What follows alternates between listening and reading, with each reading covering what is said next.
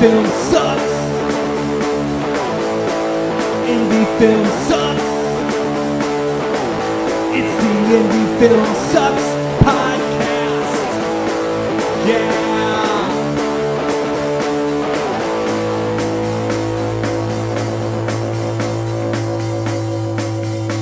Coming at you from the mean streets of St. Louis, from a basement on South Broadway, the Indie Film Sucks podcast.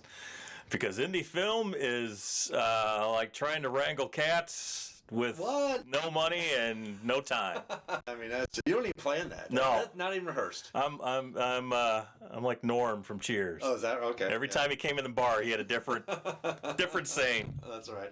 How you doing, man? Man, never better. Never better. Well, welcome to the Indie Film Sucks podcast, right? If this is your first time listening, we are the Indie Film Sucks podcast. My name's Macke. This is my partner, Grega. Our cohort in crime, Brock Roberts, is on assignment tonight, so we're going to miss him.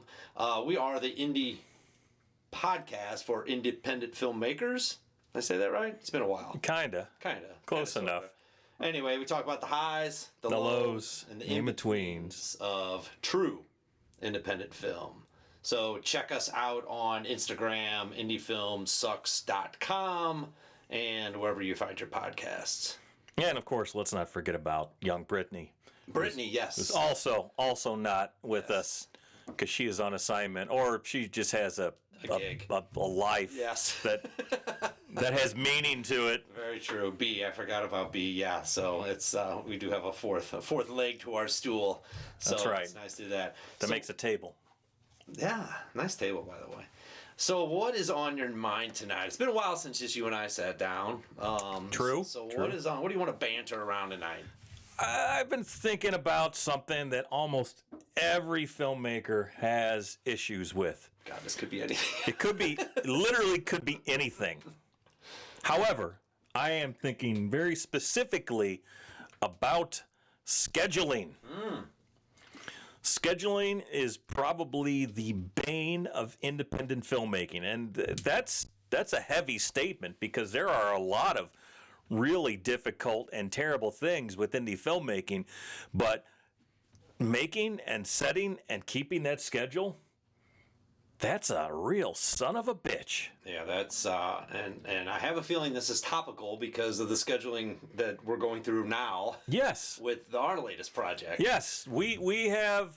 It's a four days of shooting, and it's set up that way for a reason. And we have this well in advance.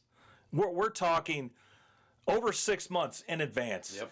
And we still are having difficulty locking down those days. And again, it's because we have a fairly decent sized amount of people. It's our biggest 4 days for sure. Yeah, it's the biggest 4 days.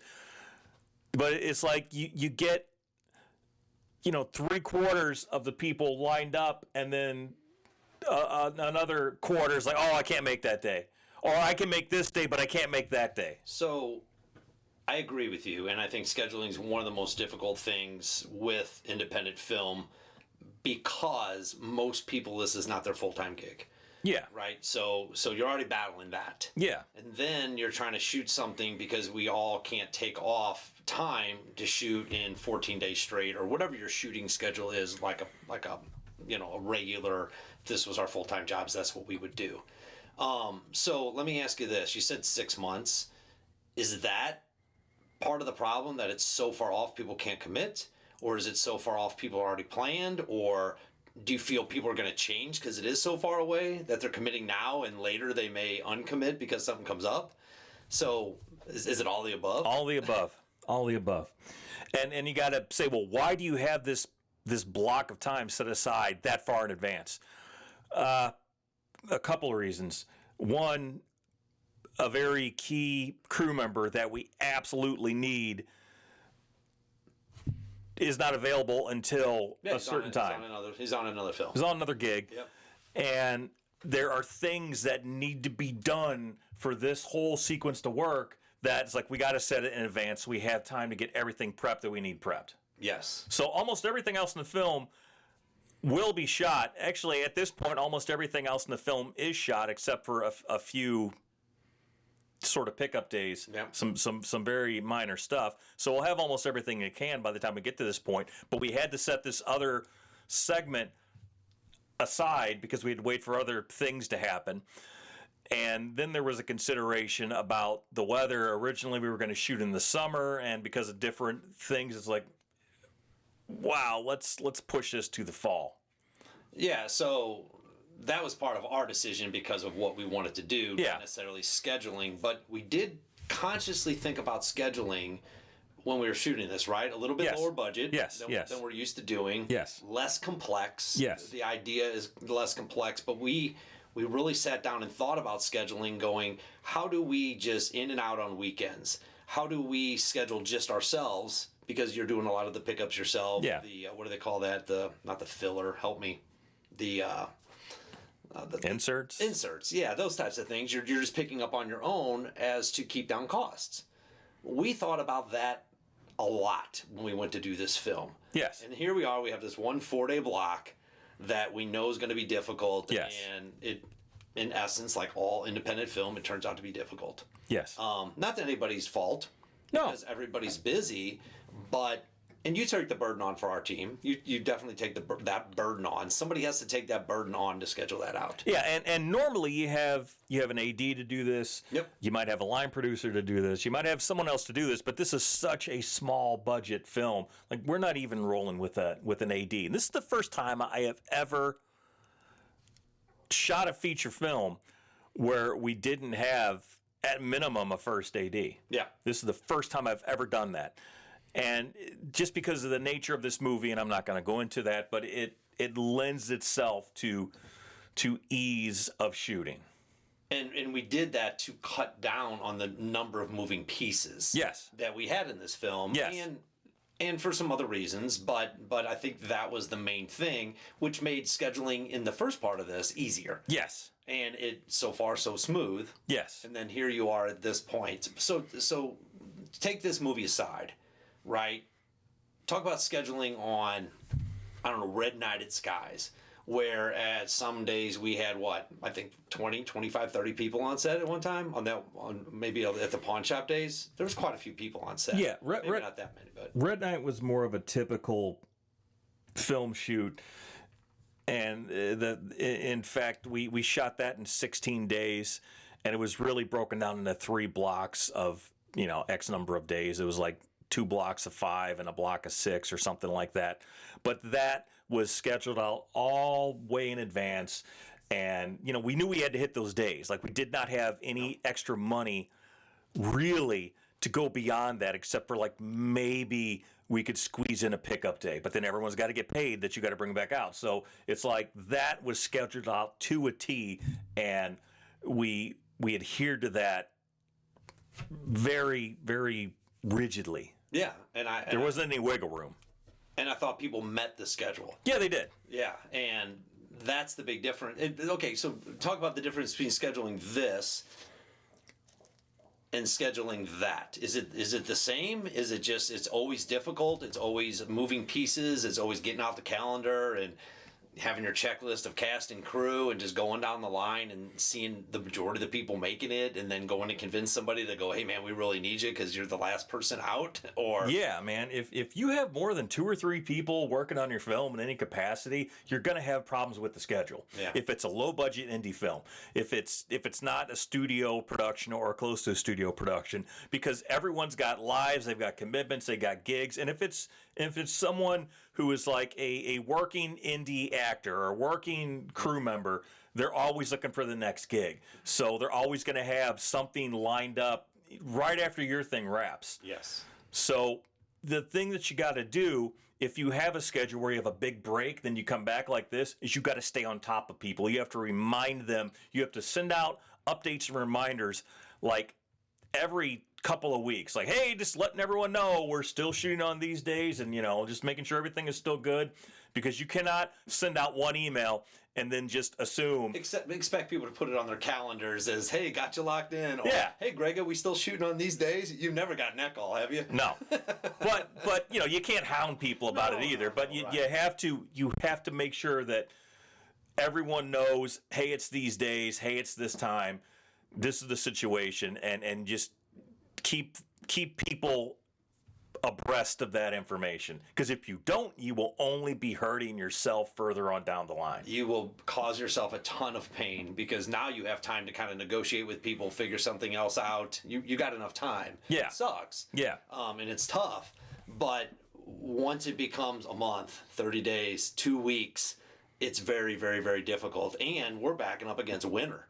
Oh yeah. So for us, we're really putting something hard on the calendar that says we may lose the days because we have to be outside. Yeah, that's the other thing. Yeah. This is an outdoor shoot. Yep. It's day and night. Well, some of it is indoor, but the bulk of it is outdoor, and we have no idea what the weather's going to do. So normally the way it works that I've found is if you needed to do a certain thing, it will do the opposite. The opposite. It's like if you, no one ever really wants rain, you can just make your own fake rain. So it'll be dry. Oh, the weekend's here. Oh, it's a hurricane. And then Monday rolls around. Oh, it's dry again. Perfectly sunny. I mean, I've had that happen. I don't know how many times, and I'm like, what? Why? Yeah. Why, God?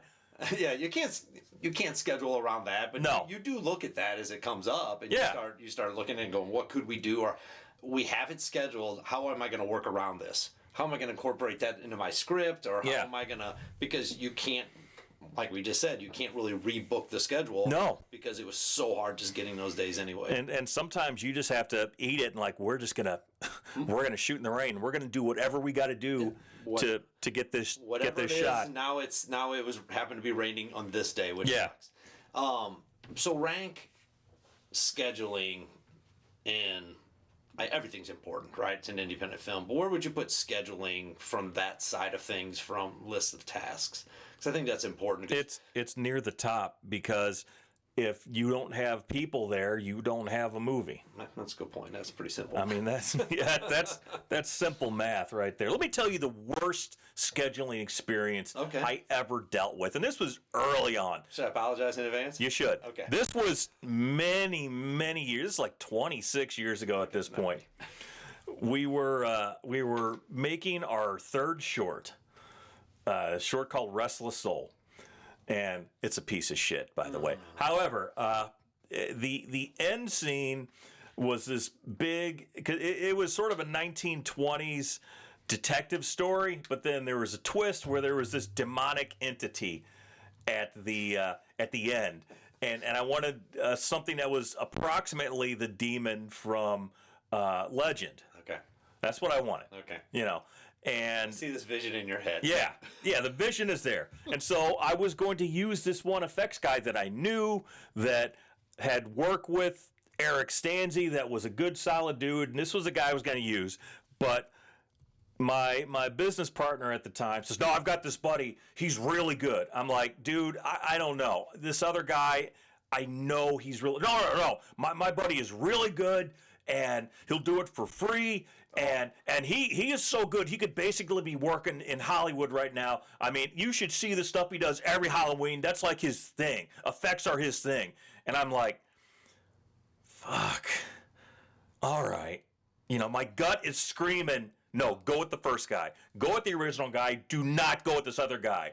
But my business partner at the time, he's like adamant, oh, this guy, he is solid. He is awesome. So I'm like, all right, we're going to go with your guy. And so he does all the life casting, makes the molds for our actor playing this part. And this is, again, months ahead of time.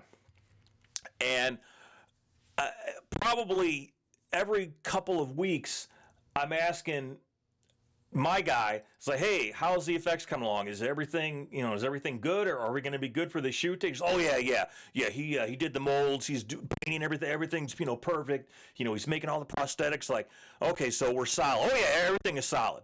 And probably every 2 weeks, and I ask it, or every 3 weeks. And so then we get to the day, We get to the day of the shoot, and the actor is like coming in from Chicago, and it's a whole big thing. And maybe this part is my fault because we were shooting on St. Patrick's Day. Okay, but it was scheduled. But it was scheduled. Right, nobody said anything. Nobody goes, "Hey, Greg, it's St. Patrick's Day." Right. No, it was scheduled for months in advance. And I'm going to tell you, man, I'm the kind of guy that I'm going to shoot on Christmas Day. I'm going to shoot on my fucking birthday. I don't give a shit. You know, I'd shoot whenever. Right. So it doesn't matter to me. So St. Patrick's Day, as opposed to a shoot, just another day. Just another day. But nobody else said anything. They all committed. Yeah, everyone committed to that. Right. So we get there, and I call up my business partner, my buddy. I'm like, "Hey, what's the situation?" He's like,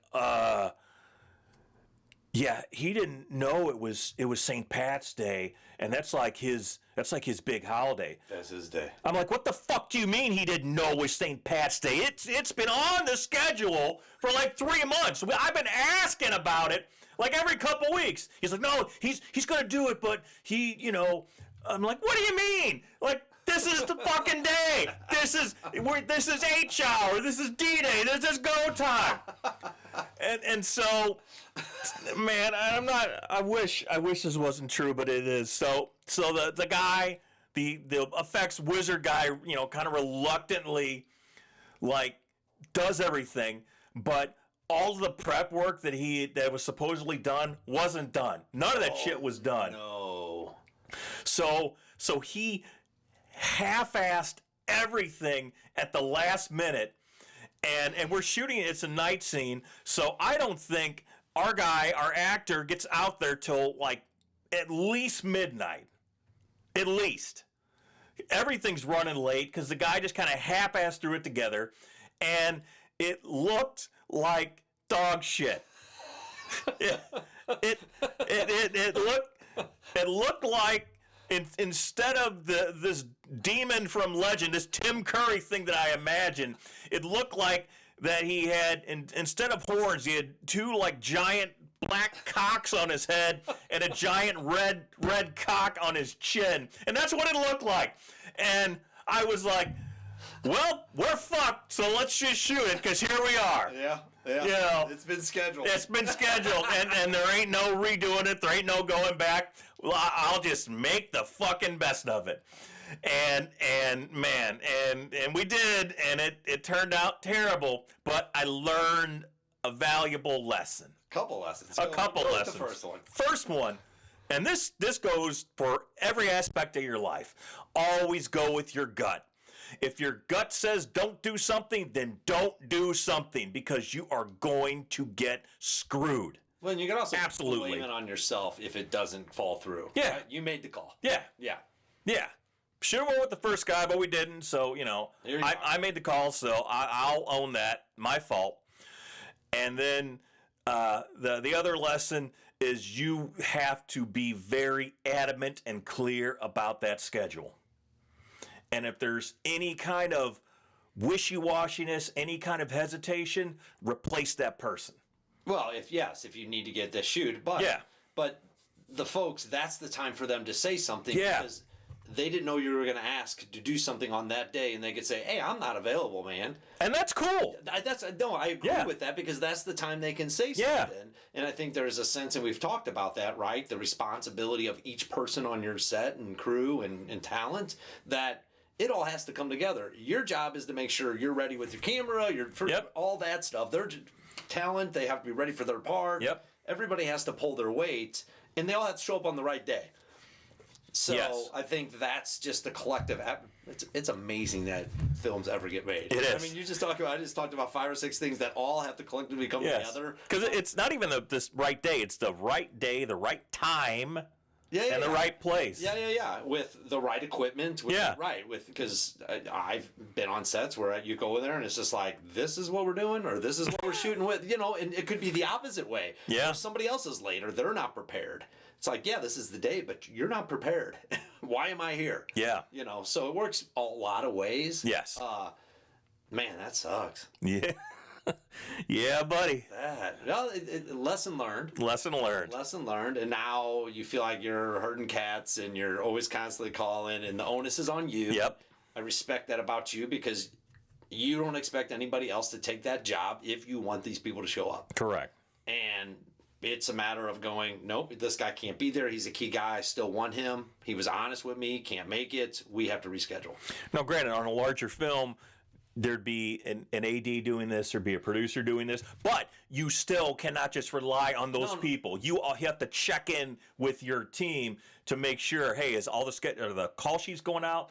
Is the schedule going out? Does everyone know what is what? And you have to set that up with your people ahead of time. Yeah. You can't just like, okay, take care of it, and then go on about your merry way, because that's another recipe for disaster right there. Trust but verify. Yeah. Right? You trust you. And that's why people work with the same people. And we've talked about that in the past. People work with the same people, but it's the producer's job, right, to make sure that's happening behind the scenes. Yeah. The owners of the company, whoever's putting this film together before the director, the DP, all these people get on set, we happen to be one and the same. For our company, we wear a lot of hats. And most low-budget indie filmmakers are in that exact same position. So, yeah, man. Yeah, that's horrible. Yeah. For sure. Yep. And you know, I was thinking when you said schedule, I was thinking going, we're really good in pre-production because it's just us talking about ideas, setting schedules, and then the more people you add, the more you know what I mean? complex it's like it the boats gets. start getting filled, and there's just not a lot of space in it, and everybody's got an opinion, and the more complex it gets. Yes. And I was just thinking, going, wow, it's pen and paper, and we're working this thing out. Oh, no, it's 15 days and this. Oh, and this, yeah. And, oh, yeah. What do we need? Who's going to be there? Oh, what are our locations? Exactly. Oh, yeah, sure. And then it's, company move, no problem. yeah, exactly. Oh, this guy can't make it, or this guy can't do this. Can you do this weekend? Well, those are only 2 weekends I couldn't make it. Yeah. And you're just like, ah. And then you get the other uncontrollable things. Oh, my kid's sick. I got to work. My Uncle Larry died. Whatever. Right. And some of that is true, and it happens, and it's not good. And some of it is bullshit. And you have to immediately know who are the bad actors in those situations. If someone, like, who has a real problem, like their kid has sick or whatever, they have to take their mom to the hospital. You know that sometimes good people, bad things happen. But also you have to be able to immediately know who's a bullshitter. Yeah. And again, if you get that bullshit vibe, cut them loose, recast, or hire a different crew member for that position. Because you're going to have problems all the time. Yes. Right? You know what you're going to get is when you do that. Yes. You kind of expect to see that from them. Yeah, because it's not like rescheduling the doctor's office, because the doctor's always be there. He's a professional, right? And it's even though that's scheduling in the same sense, he's going to reschedule. Now, you may not be able to get there for 2 more months, and you have to accept that. But on a film, and I think people don't realize it, that is how much went into that day. No. And I think we could probably do a better job of explaining that to new people we bring on our sets, of that part of it, and maybe that's why we work with the same people and we try to work with professionals. Absolutely. But there's that sense of expectation when you do get on a set that you are going to meet these things and you have to do what you say you're going to do. Yeah. Because I think when people think schedule, it's like, oh, we can just do it another weekend. Not in this case. No. It's very, very, very difficult. And it's not a one-on-one interview where you can reschedule or something like that. But the more complexity you add, the more people you have, the harder the scene is, right? The more complex. A car crash, a fight scene, something of that sense, like you just talked about having special effects or practical effects, that is making it complex and making it more difficult. And if you miss something on those days, it just jacks everything up. Yes. So the schedule. Right up there with what, the script, writing the it goes what, sound?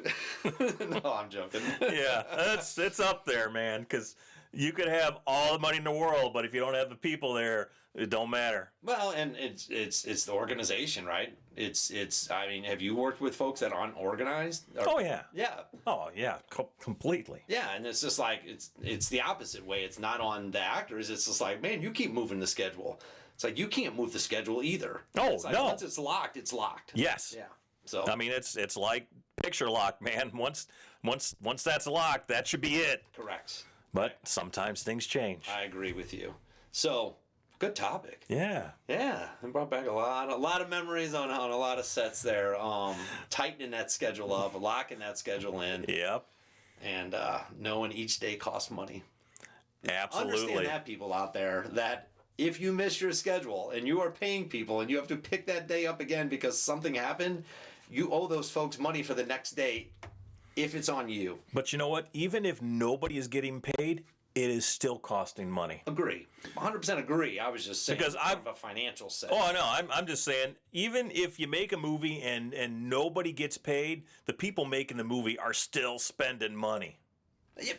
So, Yes. yeah, the schedule, no matter what, is costing money. That's true, because they called off work. It's their time. It's their investment. They're away from their families. They committed, and then they don't start trusting you because they're like, what the hell am I doing here? Yep. Yeah. So, all right. Well, we talked about not even. No. It is a lot. Scheduling is a lot. It is a lot. It is a lot. I don't know if there's any highs tonight. You hit the schedule. I mean, you get a big product. Yeah. That's right. When you do it right, it works. Yeah. There's some lows, like. No, the whole a lot of lows. I mean, Mostly lows. If Restless Soul ever gets out there, you got to check that out. No, for sure. no. And most of it is in betweens. Most of it is in betweens. So, appreciate that. Yes. All right, on The Indie Film Sucks podcast, brought to you by 88 millimeter Productions. Yes. Go check us out on Instagram, YouTube, like and subscribe. Facebook, Spotify, all of that stuff. That's it. Yeah. Good night. Indie film sucks. Indie film sucks.